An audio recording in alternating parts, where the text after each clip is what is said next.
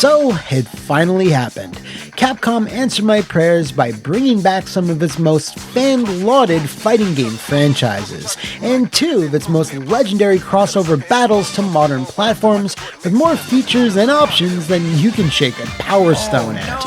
And well, it was certainly worth the wait.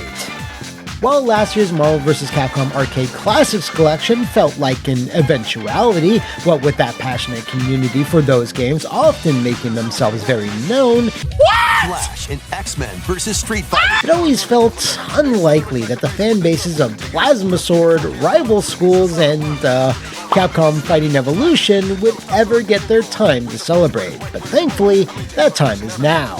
So, allow me to take you through what you can expect with Capcom Fighting Collection 2, where it excels in the very few areas where it could have been even more in my full review.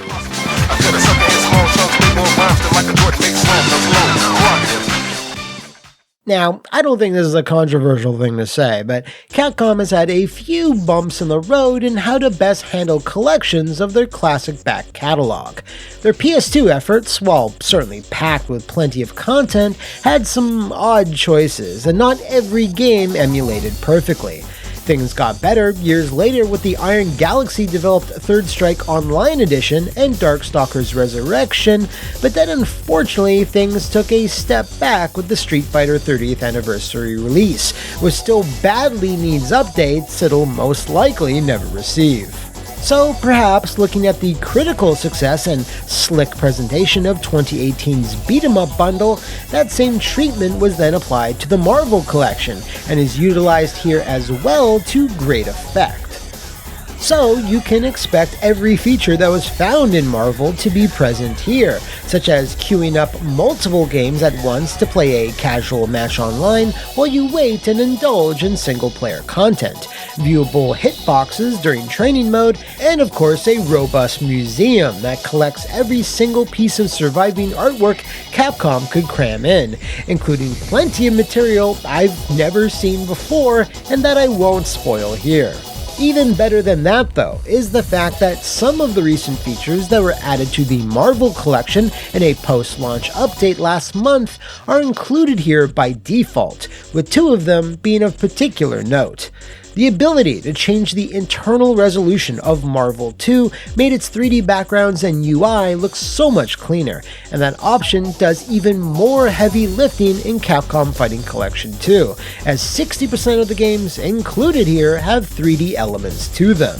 The second feature is a dedicated versus mode that you can start from the main menu, which behaves differently from the standard winner stays, loser pays nature of the original arcade code that these games were derived from.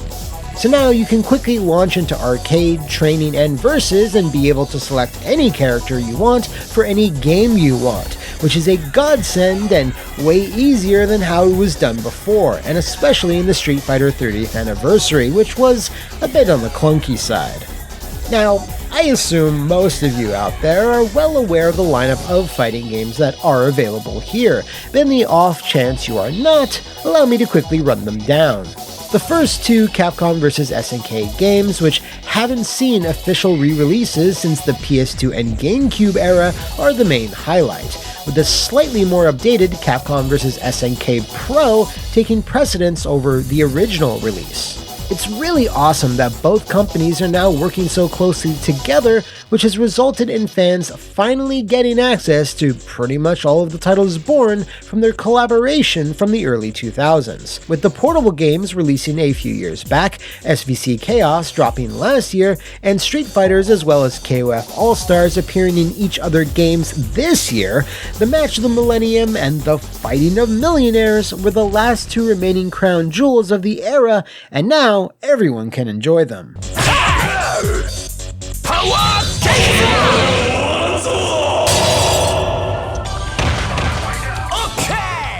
Then we have the two odd ducks of the collection, that being Capcom Fighting Evolution / Jam and Street Fighter Alpha 3 Upper. Now, I'll never bemoan the inclusion of certain games, but I do have something to say about these two in particular, which I'll save for a bit later on. Rounding out the rest of the package, we have the hidden gems, which, while not as flashy or have the same cross-pollination of the two fan bases enjoyed by Capcom and SNK, nevertheless provide just as many thrills and nostalgia as Ryu squaring off against Kyo. It hasn't been since the days of the PSP where Capcom has done anything with Power Stone outside of Street Fighter V costumes, and having both titles represented here with online play is such a delight. Now, I will be honest, I greatly prefer Power Stone 1's focus on the moment-to-moment fighting mechanics, dodging your opponent's attacks and counter-attacking and utilizing the occasional item, over the sequel's over-reliance on party game-style level gimmicks and hard-to-follow 4-player madness. Power Stone 2 is still a fun, chaotic experience, but I usually only play 1 or 2 matches before going back to the original. The last 2 games, of course, are both stellar, but unlike Power Stone, their respective franchises are only represented by 1 entry each. Project Justice, or Rival Schools 2, is a phenomenally fun 2.5D fighter that emphasizes team synergy, air combos, and a massive cast of super appealing, hot-blooded anime characters. So if you've never played this series before, well, you're in for a wild time. And finally, we have Plasma Sword, which, like Project Justice, only ever received a Dreamcast port, which unfortunately kneecapped its popularity somewhat at a time when Sony was dominating. While its origins as a Capcom pitch for a Star Wars fighting game are still super evident, it stands on its own as a really fun 3D fight fest, featuring another jam-packed menagerie of machines, monsters, and mercenaries. There's also one final new feature I have to mention, which is, much like the Marvel Collection once again, Capcom made sure all unlockable, or even in some cases, non-playable bosses in the arcade originals are all present and selectable here from the very start. So if you want to jump in and lab as God Rugal or Valgus, well, you can do precisely that.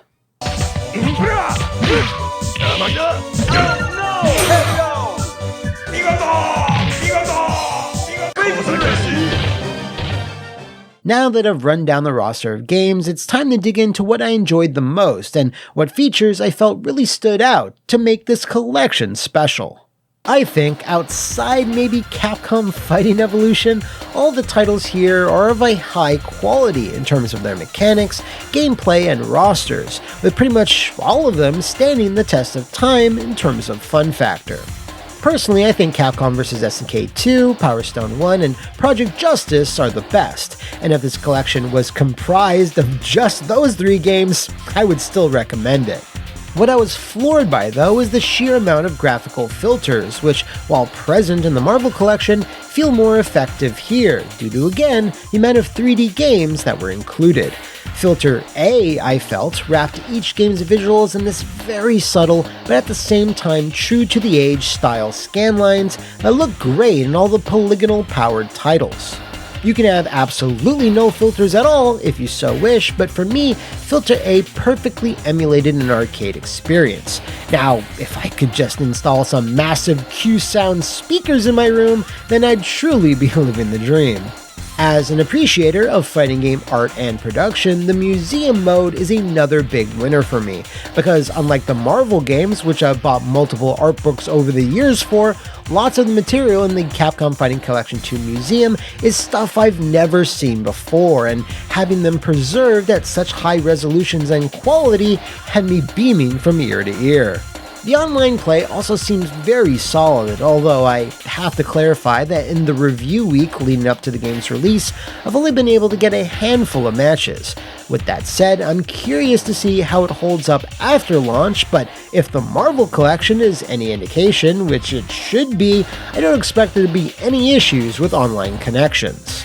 So overall, this is an absolutely fantastic selection of Stone Cold fighting classics that is literally aimed towards me, as it contains some of my favorite arcade fighting memories, and they're all presented here with both love and dedication.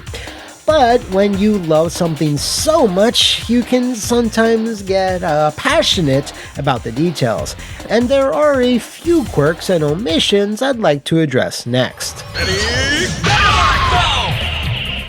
Justice! 女の子はおしとやかな方が可愛いんで。 The first, and quite frankly, only concrete notable flaw with Fighting Collection 2 is the complete absence of two particular games, namely Star Gladiator Episode 1 and the original Rival Schools. I'm trying to think of why this is so, but I keep coming up short of an explanation, outside of possible legal issues with re-releasing them. I've heard over the years that Rival Schools may or may not have music or visual licensing issues that might not be present in Project Justice, and that the name Star Gladiator and its associated aesthetic and character designs were simply too close to the galaxy far, far away, and that renaming it Plasma Sword for the sequel might have been enough to duck future complications. I'm skeptical that technical issues were the culprit though, as both Star Gladiator games and Rival Schools United by Fate all run on the same Sony branch of arcade hardware, the Sony ZN1 and ZN2, but regardless of the reason, it still sucks that these two are missing. It's like having a Darkstalkers collection, but not including the first Darkstalkers, even if the sequels are better or have more characters. Moving on, as I alluded to before, I am not such a big fan of Capcom Fighting Evolution. Its lazy, static backgrounds, unbalanced gameplay, bland music, and awkward clashing sprites and fighting styles still doesn't feel very cohesive. Hell, I made a whole video breaking down exactly why that is. But I am not admonishing the fact that it's here. Bad games need preservation too. But what I would have liked to have included is, again, what's not here. It's a big ask, I know, but how awesome would it have been if Capcom were able to have dug up the playable beta of Fighting All-Stars, or even just some new video footage or design materials, and have been able to slap it in here. That would have been such a sick bonus that could have really emphasized the crazy history of how Fighting Evolution came to be. I assume the arcade boards are lost to time, so I get that this is more of a subjective pipe dream, but that really would have pushed this collection over the top and into godlike status for me.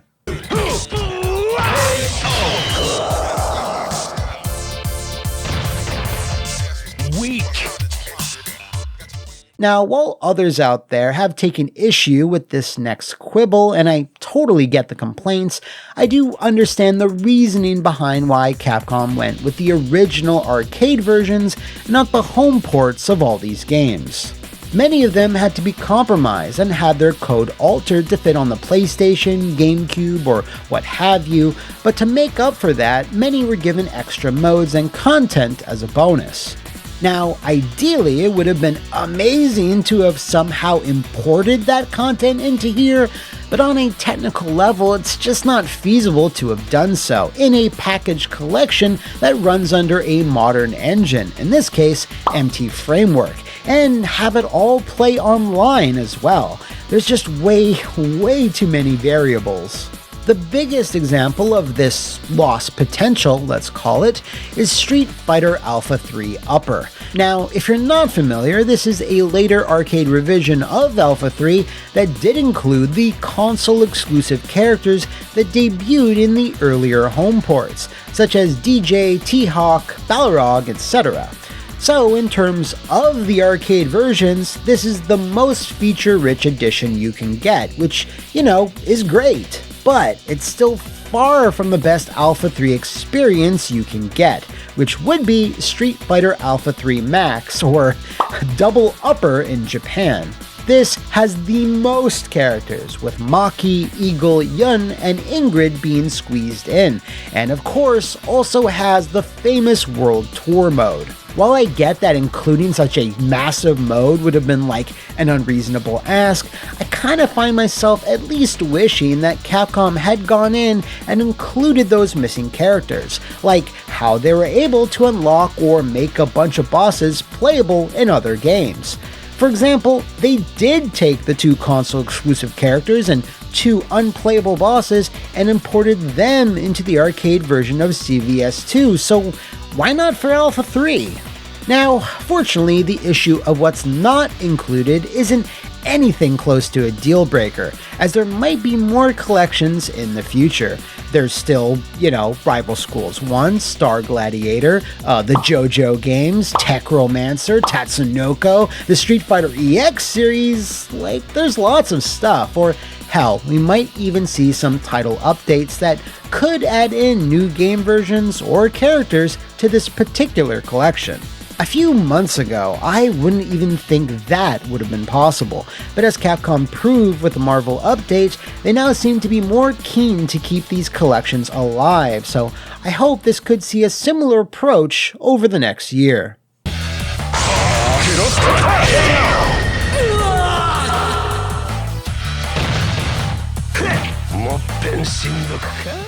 Some of my fondest arcade memories included seeing Capcom vs. SNK 1 in the arcades for the first time after everyone rumored but nobody believed. Blowing up an opponent with Wang Tang's Spirit Bomb and Power Stone, or taking down Demon Hio and finally bringing peace to Justice High. Overall, I think Capcom has done a fantastic job preserving all of those memories for those that grew up with them, and making them incredibly accessible for anyone who didn't, as Capcom Fighting Collection 2 supports all modern platforms, yes, Xbox included, and even has a physical version out there as well. And despite the kind of sore missing thumbs that are Star Gladiator and Rival Schools, I think this is an even better collection than the first one, as it simply offers more variety and shines a bit more light on some of Capcom's lesser known but nevertheless fine examples of martial arts mastery. So that's why I'm awarding Capcom Fighting Collection 2 4.9 Zennies out of 5. Thanks again for watching my review, and if you want to check out some more gameplay of all these titles, hit up my second channel a little later this week to see me go through all of them to get those fists a-flying. I'm McMuscles, I'll see you next time, so keep on rocking, baby.